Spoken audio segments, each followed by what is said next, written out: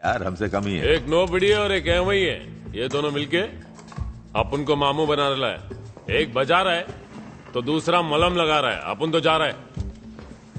सोच समझ के कदम उठाना। क्या बे? देखो तुम लोगों ने बर्लिन में जो झंडे गाड़े थे ना, उससे तुम इंटरपोल के टॉप 10 मोस्ट वांटेड की लिस्ट में आ गए हो। टॉप 10 में?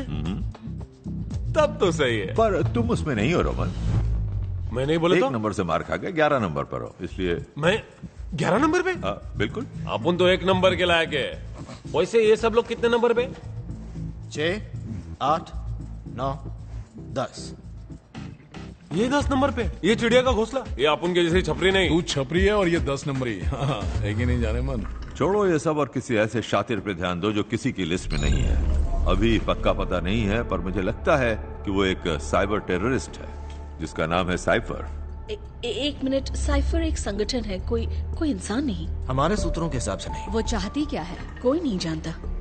साइफर ऊपर वाले का बनाया एक डिजिटल करिश्मा है। वो छुपकर पूरे वर्ल्ड सिस्टम पर काबू कर सकती है। गवर्नमेंट्स, ग्लोबल मार्केट्स, जो कुछ भी हैक हो सकता और है। सबसे चौंकाने वाली बात, तुम उसका नाम इनमें से किसी से नहीं जोड़ सकते। वो हर कुछ सेकंड्स के बाद अपनी डिजिटल आइडेंटिटी मिटा देती है। यानी वो सिर्फ एक हवा है। हाँ हुआ है, लेकिन अपन के जैसा कौवा तो कभी भी चोच मारने के लिए रेडी रहता है। वैसे कौवे और हंसिनी के बच्चे कैसे होंगे?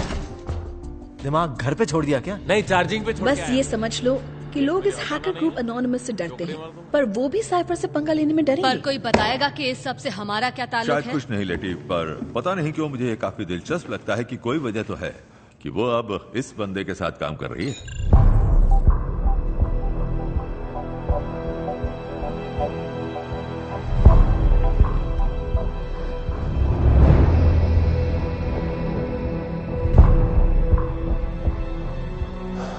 ये पहले ही साइफर के हाथों में एक एक्टिव ईएमपी सौंप चुका है, और इस तरह के हथियार से वो एक पूरे शहर को ब्लैकआउट करके उसे ठप कर सकती है। तो फिर तुम्हारे हिसाब से हमें क्या करना चाहिए? शायद हमें डॉम को ढूंढना चाहिए। पहले उसे पकड़े और पूछे गद्दारी क्यों की यार। टॉम को पकड़ने का है, बकरी के बच्चे को नहीं। जानता हूँ रोमन, ये काफी मुश्किल काम है। ये हो ही नहीं सकता। इसीलिए मैंने एक और बंदे को मदद के लिए बुलाया है।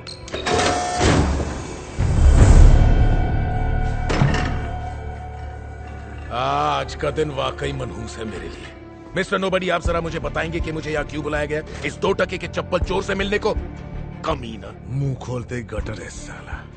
मत भूल के तू भी एक मुजरिम है। हम तुम्हारी करतूतें आज तक नहीं भूले। ये बंदा हमारी टीम में नहीं चाहिए। एक बात साफ सुन लो, मैं तुम्हारी टीम में नहीं हूँ। ना मुझे तुम्हारी परवाह है, ना तुम्हारे लोगों की, ना ही तुम्हारी परिवार की।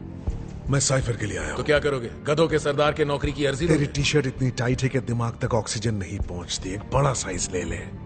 साइफर पहले मेरे पास आई थी, चाहती थी नाइट शेड चुरा लूं। मेरे मना करने पर मेरे भाई के पीछे पड़ गई। ओवन भाई, उसे कौन भूल सकता है भला। वो पुराना पियक्कड़ मवाली आजकल शोभा बढ़ा रहा है जेल की काल कोठरी की। साइफर ने उसे बर्बाद करके मरने के लिए छोड़ दिया। मुझे उसे खत्म करने का मौका मिला तो मैं उसे नहीं छोड़ूंगा। तुम्हें सिर्फ मेरा जूता मिलेगा, वो भी अपने पिछवाड़े पे। साइफर को जल्दी ढूंढना है तो उसका जरिया है टोरेटो, और मुझे छोड़कर दुनिया में ऐसे 2 ही लोग हैं जो सचमुच में उसका पता लगाने में कामयाब हुए। और पता है कौन है? वो दोनों इस वक्त मेरे सामने खड़े हैं। तो चाहो या ना चाहो, तुम दोनों मिल के काम करोगे। समझ गए ना? मुझे जवाब मिल गया है। अपन के दिमाग में एक आइडिया आया है। ओ, इनकी बत्ती भी जल गई। ए शाणे, चुप। गॉड साहब वापरो ना। खाली फुकट इधर उधर भाग के धूप में बाल सफेद करके मगजमारी क्यों पालने का? इससे किसको भी ढूंढ सकते हैं ना। तो डॉम को इससे ढूंढो ना। रोमन, कमाल का आइडिया है। सुनी ना तू? कमाल का आइडिया। अपने कान से बाल हटा, तब सुनाई देगा। मिस्टर नोबडी, चलो शुरू करते हैं।